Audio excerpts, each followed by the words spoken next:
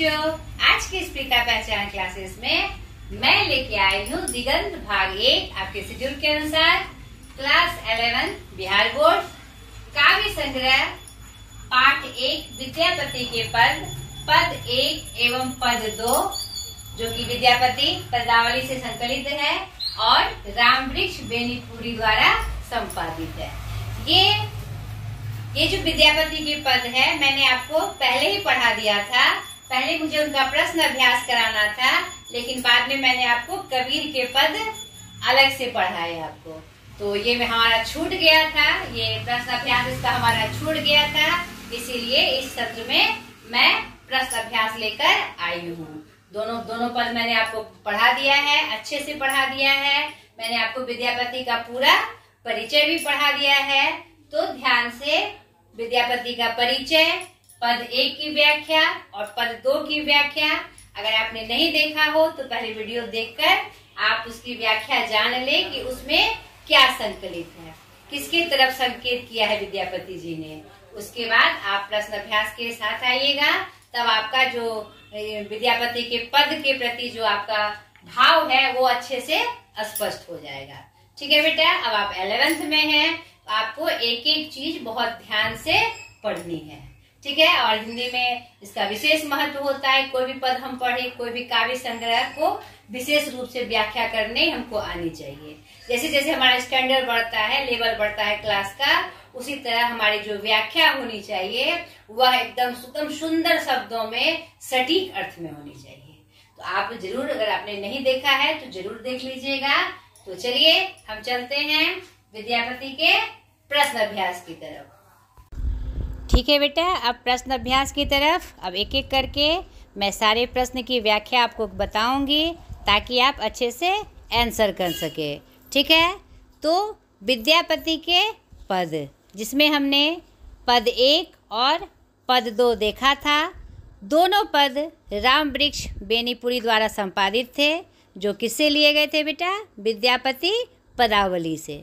तो जो प्रथम पद था, चानन भेल विषम सर रे भूषण बेल भारी, यह प्रथम पद में विरह पक्ष का चित्रण किया गया है, जिसमें श्री कृष्ण के विरह की अत्यंत उत्कंठ व्यंजना की गई है, जिसमें राधा के दशा दिखाई गई है कि उनके विरह में, कृष्ण के विरह में उनकी क्या स्थिति हो गई है।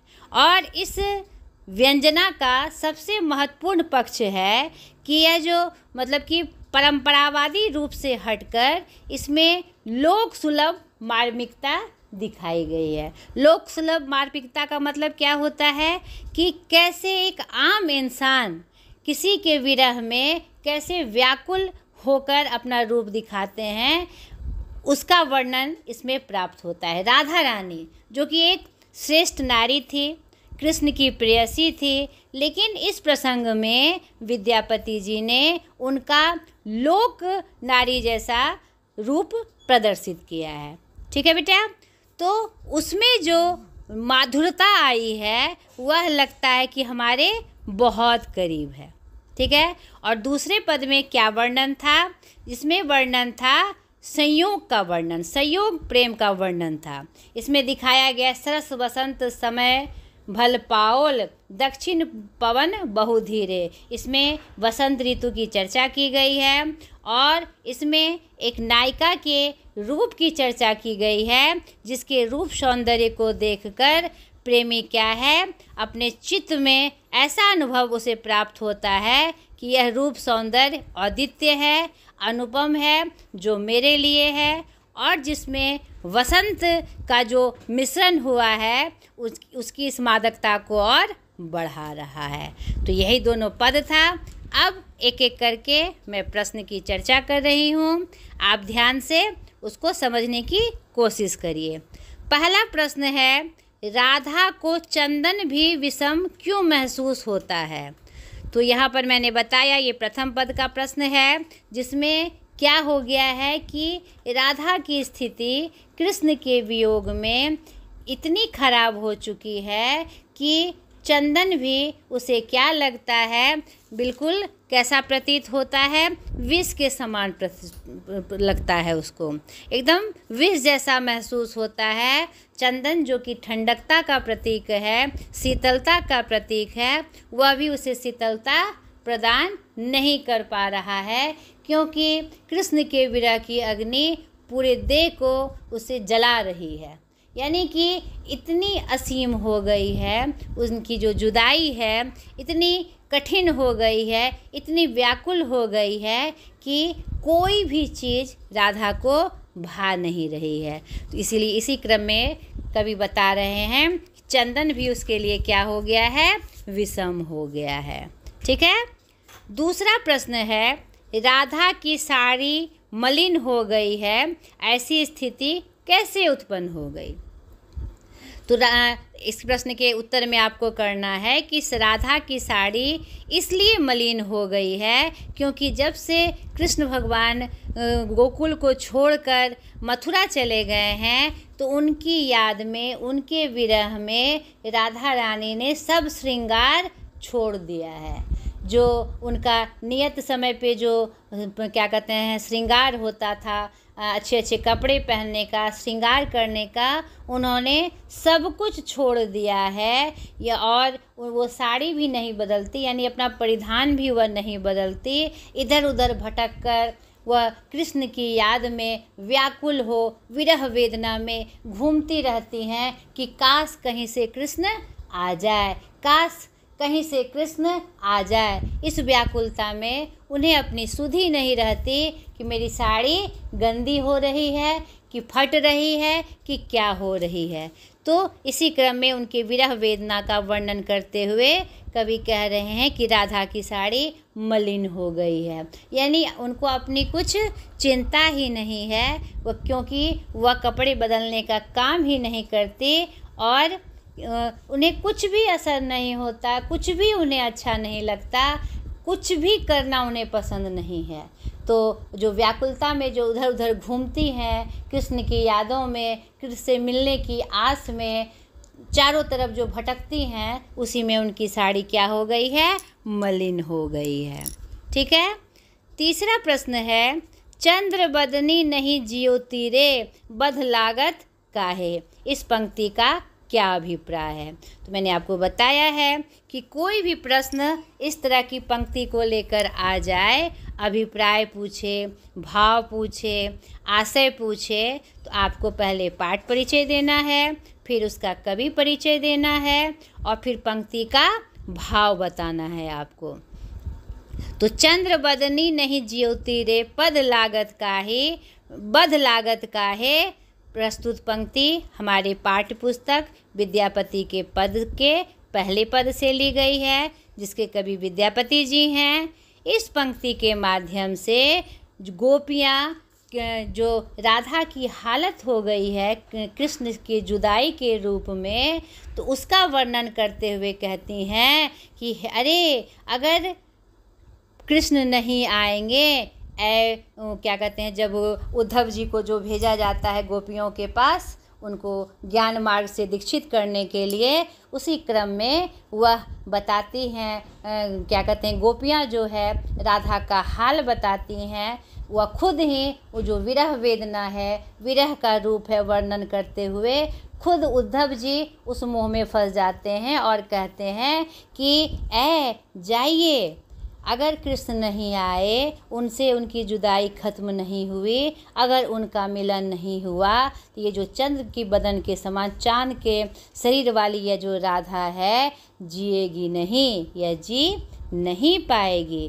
तो आखिर अपने ऊपर वह बध क्यों लगाना चाहते हैं, यानी बध का पाप क्यों लगाना चाहते हैं, इसलिए आके मिल लीजिए, यहाँ राधा से मिलन करवा लीजिए, नहीं तो राधा नहीं बचेगी। यहाँ पर एक क्या कहते हैं, एक सोचिए कि एक भाव प्रकट किया जा रहा है और एक तरह से कहिए तो उनसे निवेदन किया जा रहा है और राधा की हालत को देखकर कि यह नहीं बचेगी, जाइए, क्यों कृष्ण को वध का पाप लगे।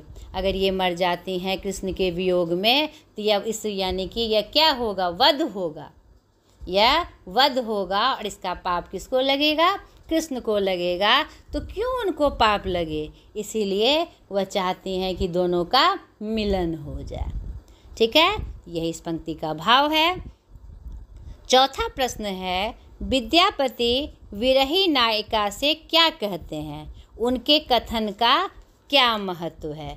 नहीं तो अंतिम के ऊपर वाली पंक्तियों में हमने देखा था, भनई विद्यापति मन दय रे सुनु गुणमती नारी, आज आओत हरि गोकुल रे पथ चलू झट झाड़ी। तो यहाँ पर यही प्रश्न है कि विद्यापति विरही नायिका से क्या कहते हैं। यहाँ पर विद्यापति जी जो विरही नायिका है, एक मान रखने के लिए उनकी हालत को देखते हुए थोड़ा सा उनके अंदर क्या कहते हैं संतोष हो जाए, इस भाव को प्रकट करने के लिए उनके सामने यह बात कहते हैं। क्या कथन कहते हैं कि ऐ गुणमती नारियों सुनो, यानी कि ऐ अच्छी बुद्धि वाली गुण से भरी वाली नारियों सुनो, आज हरि गोकुल आएंगे, आज तुम्हारे हरि आएंगे, चलो जल्दी जल्दी पथ को झाड़ लेते हैं, साफ कर लेते हैं। यानी उनके अंदर एक क्या कहते हैं ये भाव भर रहे, आशा की भाव भर रहे हैं। एक श्रेष्ठ कवि का यह गुण होता है कि, और ये एक श्रेष्ठ व्यक्ति का यह गुण होता है कि स्थिति चाहे कैसी भी हो तो उनको क्या कहते हैं उनके अंदर एक आशा की भावना भरने से क्या होता है कि वह फिर से जीवंत हो उठता है। वो जो छटपटाहट है वह थोड़ी देर के लिए मध्यम हो जाती है। इसलिए विद्यापति जी ने अंतिम की पंक्तियों में ये कथन कहा, और इसका यही महत्व है कि ताकि उनके अंदर यह संतोष हो जाए और एक आशा जग की किरण उसके अंदर फिर से जगकर थोड़ी सी जो विरह वेदना है कम हो जाए और वो जल्दी जल्दी झाड़ने में लग जाए, ताकि थोड़ी देर के लिए उनकी विरह वेदना कम हो जाए कि हाँ कृष्ण जरूर से आ रहे हैं। ठीक है। पांचवा प्रश्न है, प्रथम पद का भावार्थ अपने शब्दों में लिखे। तो मैंने उसकी पूरी व्याख्या की है, आप वीडियो में जाकर उसकी पूरी व्याख्या देखिएगा। प्रसंगवश किस प्रसंग में कौन सी बात पंक्ति में कही गई है तो उसका अर्थ आपको लिखना है बेटा। ठीक है। छठा प्रश्न है, नायिका के मुख की उपमा विद्यापति ने किस उपमान से दी है, प्रयुक्त उपमान से विद्यापति क्यों संतुष्ट नहीं है। तो यहाँ पर आपने देखा है कि विद्यापति ने बहुत सारे उपमानों से क्या किया है, नायिका के मुख को सजाया है, लेकिन फिर भी विद्यापति संतुष्ट नहीं है। क्यों संतुष्ट नहीं है कि क्योंकि ये जो उनका उपमान उनको दिया गया है वह उनसे मेल नहीं खा रहा है। तो आप द्वितीय पद में देखिएगा कि नायिका के रूप का वर्णन करने के क्रम में वह जो उपमान उनको दे रहे हैं, जो नाम दे रहे हैं उनको, तो वह अपने आप में अनुपम है, लेकिन विद्यापति जी संतुष्ट नहीं हैं क्योंकि उन्हें लगता है कि यह भी कमतर है। नहीं, यहाँ देखिए, सपन हो रूप बचन एक भाकी, मुख सौ दूरी कर चीरे, लोचन तूल कमल नहीं भग सके, से जग के नहीं जाने, से फेरी जाए नुकायल जल भय, पंकज निज अपमाने, भनई विद्यापति सुन बर जौवती, ई सब लक्ष्मी समाने। यानी कि इन पंक्तियों के माध्यम से कवि तुलना तो कर रहे हैं नायिका की कि कैसा हो लग रहा है हमारे कि उनके मुख को देखकर पंख यानी कि कमल का अपमान नहीं हो जाए, वह भी कहाँ जाके छिप गए हैं, जल में छिप गए हैं।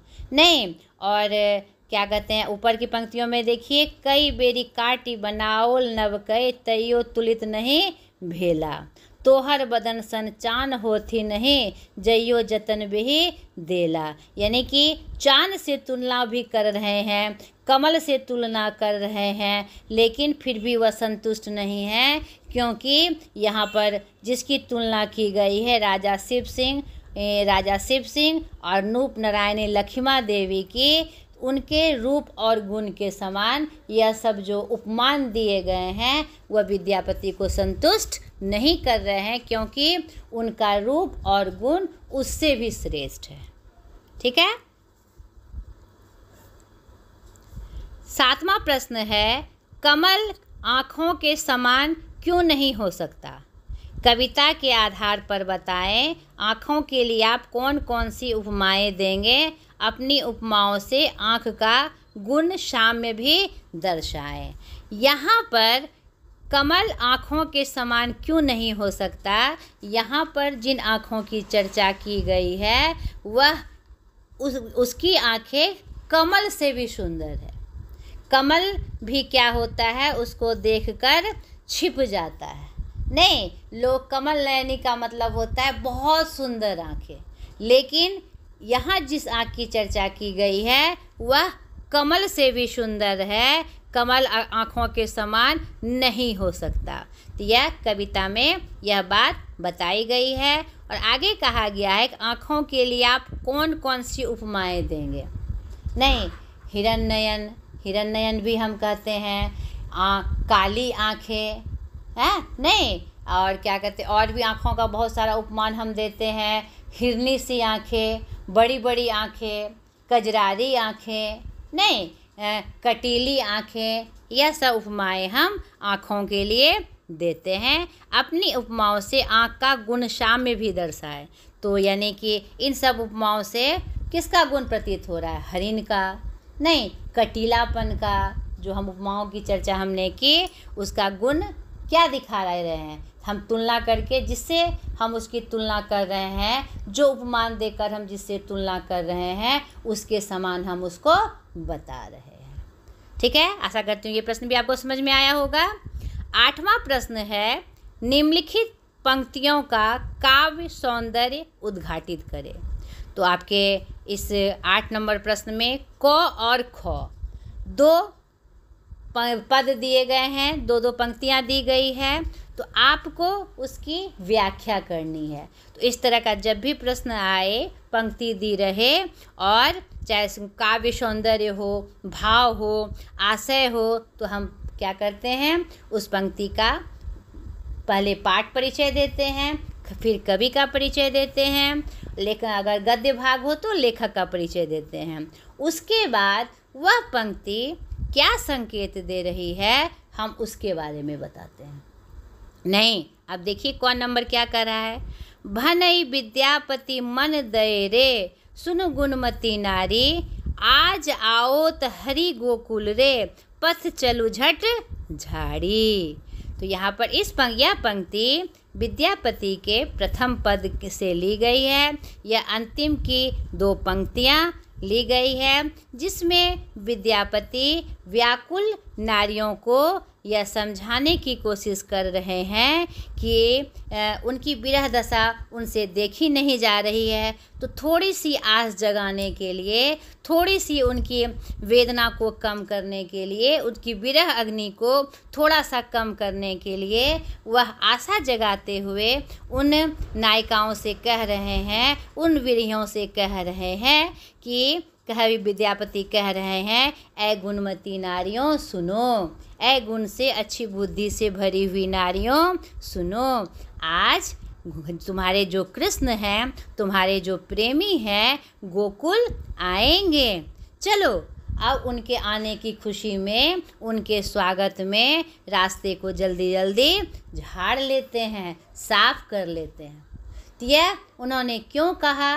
तो यह उन्होंने इसलिए कहा कि थोड़ी देर के लिए उनका मन उस विरह से हटकर इस तरफ आ जाएगा, इस आतुरता में आ जाएगा कि हाँ कृष्ण आ रहे हैं। इस लालसा में वह रास्ते को झाड़ने सजाने का जो काम करेगी, तो थोड़ी देर के लिए उसकी वेदना कम होगी।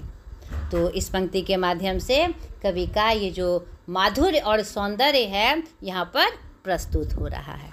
ठीक है, दूसरा ख नंबर है, लोचन तूल कमल नहीं भयसक, से जग के नहीं जाने, से फिर जाए नुकायल जल भय, पंकज निज अपमाने। यहाँ पर कहा जा रहा है कि नायिका की आँखों की तुलना कमल से नहीं हो सकती। यह पंक्ति, प्रस्तुत पंक्ति विद्यापति के द्वितीय पद से ली गई है, जिसके कवि विद्यापति जी हैं। इसमें वह नायिका के लोचन की तुलना करते हुए बता रहे हैं कि उसकी आँखों की तुलना कमल से नहीं की जा सकती। यह जग जान ले, क्योंकि उसकी आँखों को देखकर वह भी छिप रहा है कि कहीं मेरा अपमान ना हो जाए, यानी कमल का अपमान ना हो जाए। यानी नायिका की आँखें इतनी सुंदर है कि कमल जो कि एक सुंदर पुष्प के रूप में, अब कमल नयन कहने से एक सुंदरता का वर्णन होता है, लेकिन कवि ने यहाँ पर भी संतुष्टि नहीं दिखाई है। यहाँ पर कमल को छुपा दिया है कि वो अपमान ना महसूस करे उनकी आँखों को देखकर, वह भी जल में छुप रहे हैं। तो यहाँ पर एक बहुत सुंदर भाव और ये जो रूप सौंदर्य जो प्रस्तुत किया गया है नायिका का, यह उत्कृष्टतम रूप में प्रस्तुत हुआ है। ठीक है। नवा प्रश्न है, द्वितीय पद का भावार्थ अपने शब्दों में लिखे। तो यह भी, इस द्वितीय पद की पूर्ण व्याख्या मैंने अपने वीडियो में बताई है आपको। उस वीडियो में जाकर पूरा भावार्थ और पूरी व्याख्या पहले ध्यान से सुनना है, उसके बाद उसके भावार्थ को, यानी उसके भाव के अर्थ को आपको अपने शब्दों में लिखना है। सुनना है मेरा, लेकिन उसको फिर अपने अंदर सीख कर, समझ कर, अपने शब्दों में उसके अर्थ को लिखना है। जिस पंक्ति के माध्यम से जो भाव उत्पन्न हुए हैं उसे अपने शब्दों में आपको लिखना है। ठीक है बेटा। आगे का हम देख रहे हैं कि पद के आसपास कुछ एक्टिविटीज़ है और कुछ बातें बताई गई है, यह आपको करना है। इससे क्या होगा, विद्यापति के बारे में उनकी जो रचना है, उनकी जो भी उनके बारे में नॉलेज है वह आपको पता चलेगी। आपको पता है कि विद्यापति को कौन कौन सी उपाधियां प्राप्त है, अभिनव जयदेव की, कवि शेखर की और मैथिल कोकिल की। ये मिथिलांचल से थे। तो यह पद के आसपास जो एक्टिविटीज़ है वह करने से आपको विद्यापति के बारे में और भी बहुत सारी जानकारियाँ प्राप्त होगी। ये आपको खुद से करना है। थोड़ा सा आप प्रायोगिक रूप से यह काम करते हैं तो आपको यह महसूस होगा कि आप में एक, मतलब कि अपने आप में एक लगेगा कि हाँ, हमने कुछ सीखा। सारी बातें अगर मैं आपसे नॉर्मल तरीके से बता दूँ, सीधे तरीके से बता दूँ, तो आपकी मेहनत नहीं होगी। आप अपनी मेहनत से यह एक्टिविटीज़ करके देखिए जो आप ही के लिए है, तो आप में इस पाठ के प्रति एक और बहुत ही सुंदर, मतलब कि अर्थ और एक साम्यता आपके अंदर आ जाएगी। तो मैं सीधे डायरेक्ट आ जाती हूँ ग्रामर पोर्शन में। भाषा की बात के रूप में वह उसकी चर्चा मैं आपसे कर रही हूँ। तो पहला ग्रामर पोर्शन में प्रश्न है, प्रथम पद से अनुप्रास अलंकार के उदाहरण चुने।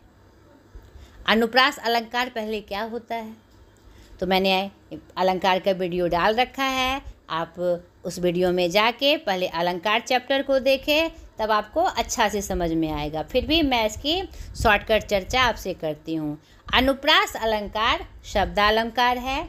अलंकार क्या होता है, अलंकार का शाब्दिक अर्थ है गहना। जिस प्रकार औरत अपने आप को सजाने के लिए गहनों का प्रयोग करती है, उसी तरह काव्य को सजाने के लिए अलंकृत रूप शब्द का प्रयोग किया जाता है। तो मुख्यतः अलंकार के दो भेद हैं, शाब्दिक अलंकार और अर्थ अलंकार। शब्द अलंकार और अर्थ अलंकार दो भेद हैं। तो अनुप्रास अलंकार जो है शब्द अलंकार का एक प्रमुख भेद है, जिसमें वर्णों की आवृत्ति हो, उसे हम क्या कहते हैं, अनुप्रास अलंकार। इसके भी 5 भेद हैं, जिसकी बृहद चर्चा मैंने अलंकार वाले वीडियो में की है। आप जाके पहले उसको पढ़ लें। तो अनुप्रास अलंकार वह अलंकार है जिसमें वर्णों की या शब्दों की आवृत्ति हो। नहीं तो छेका, लाटा, वृत्तिया, ये आप जाके पांचों इसका रूप देख लीजिए कि कौन से में कौन सा रूप प्रस्तुत होगा। साधारण अर्थ में हम क्या जाने, जिसमें वर्णों की आवृत्ति हो। तो पद में हम कहीं कहीं देखते हैं कि वर्णों की आवृत्ति हुई है। जैसे भूषण भेल भारी, भ भ की आवृत्ति हुई है। यह क्या है हमारा अनुप्रास अलंकार। आगे भी हम देखेंगे गोकुल गिरधारी, ग और ग की आवृत्ति हुई है, तो यह भी हमारा क्या है अनुप्रास अलंकार।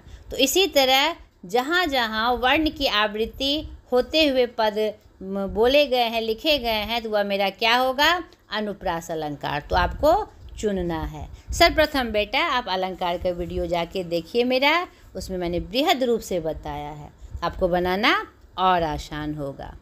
दूसरा है चंद्रबदनी में रूपक अलंकार है। रूपक और उपमा में क्या अंतर है, उदाहरण के साथ स्पष्ट करें। ठीक है, तो ये पहले ही प्रश्न में मैंने कहा कि आप अलंकार का वीडियो देख लीजिए, आपको यह स्पष्ट हो जाएगा। फिर भी प्रश्न के क्रम में आया है तो मैं आपको ये बताऊंगी।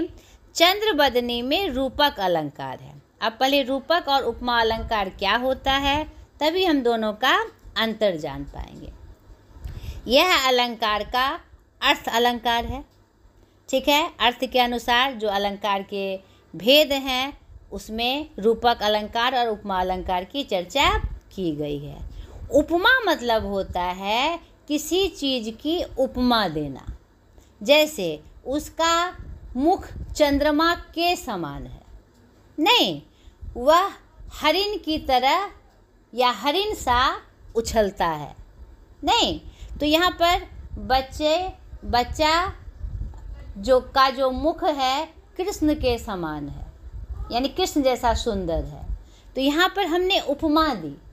नहीं, रूपक क्या होता है कि हम तुलना नहीं करते हैं, उसी जैसा उसको बना देते हैं। नहीं, जैसे कि मुझे चांद का खिलौना नहीं चाहिए, मुझे चांद ही खिलौने के रूप में चाहिए। जैसे चंद्रबदनी, चांद के जैसी नहीं, चंद्र के बदन जैसी। ठीक है, अब समझ में आ रहा होगा आपको। यानी कि उपमा में उपमा जो होता है, किसी चीज़ की तुलना करते हुए उपमा दी जाती है, चांद के समान, हिरण के समान। और उपमा अलंकार में सा, सी, सम, सरिस आदि शब्दों का योजक चिन्हों का प्रयोग आता है।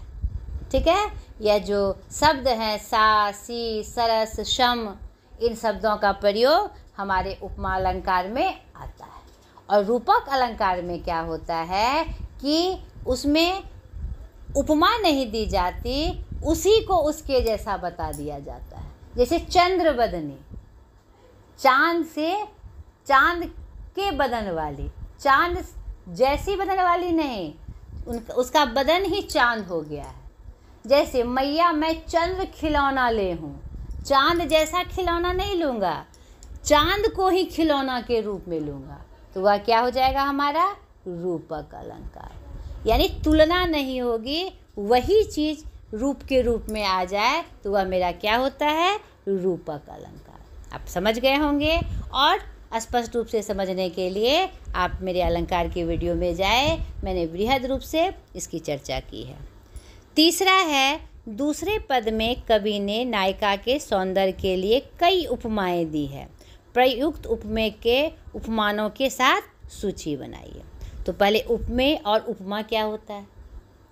नहीं, यानी कि उपमेय मतलब होता है जिसकी हम तुलना करते हैं। उपमेय मीन्स क्या होता है? जिसकी हम तुलना करते हैं। और उपमान क्या होता है? जिससे हम तुलना करते हैं। उपमेय मतलब जिसकी हम तुलना करते हैं और उपमान जिससे तुलना करते हैं। नहीं, उसका मुख, सीता का मुख चांद के समान है। ठीक है, चांद के समान। तो यहाँ उपमान क्या हो गया? चांद। और उपमेय क्या हो गया? सीता का मुख। ठीक है, तो जो उपमाएं दी गई है उसको आपको निकालना है दूसरे पद से और दोनों का उपमेय और उपमान का ग्रुप बनाना है। ठीक है। चौथा प्रश्न है निम्नलिखित शब्दों के पर्यायवाची शब्द लिखें। ठीक है। हरि, पर्यायवाची शब्द क्या होता है? सेम नाम। हरि किसे कहा जाता है? कृष्ण, गोपाल, गिरधर, देह, काया, शरीर। चंद्रमा किसको कहते हैं? शिशिर, पंकज, नहीं शिशिर, चंद्र। पथ, रास्ता, राह। पवन, समीर, हवा।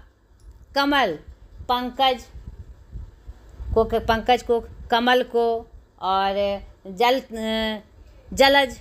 को भी कमल कहा जाता है। लोचन क्या हुआ? आँख, नयन, नेत्र।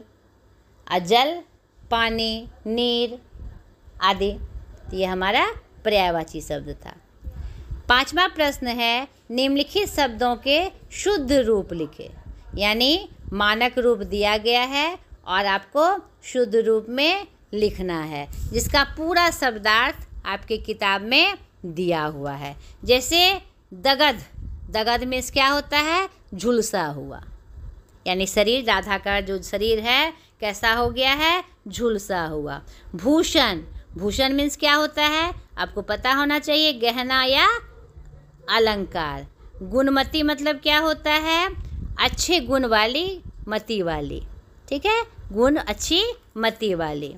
दक्षिण मतलब दक्षिण दिशा। पवन मतलब हवा। जौवती यानी युवती। वचन मतलब कथन। लक्ष्मी मतलब लक्ष्मी। ठीक है। दोनों पदों में प्रयुक्त मैथिल शब्दों की सूची तैयार करें और उनके संगत अर्थ एवं रूप स्पष्ट करें तथा उनसे वाक्य भी बनाएं। तो यह भी आपकी एक्टिविटीज़ है। इसमें बहुत सारे मैथिल शब्दों का प्रयोग हुआ है, क्योंकि हमारे विद्यापति जो थे मैथिल कोकिल के नाम से प्रसिद्ध थे। वह मिथिला भाषा का प्रयोग अपनी रचना में किया करते थे। तो बहुत सारे इसमें मैथिल शब्द आए हैं। आपको उसकी सूची बना लेनी है और उसका जो हिंदी अर्थ है वह लिख के आपको वाक्य बनाना है। ये मैंने आपके लिए छोड़ा, तो और ये इसको ज़रूर करिएगा, ईमानदारी से करिएगा, तब आपको इसमें और भी गहन जो पकड़ होगी आपको प्राप्त होगी। ठीक है।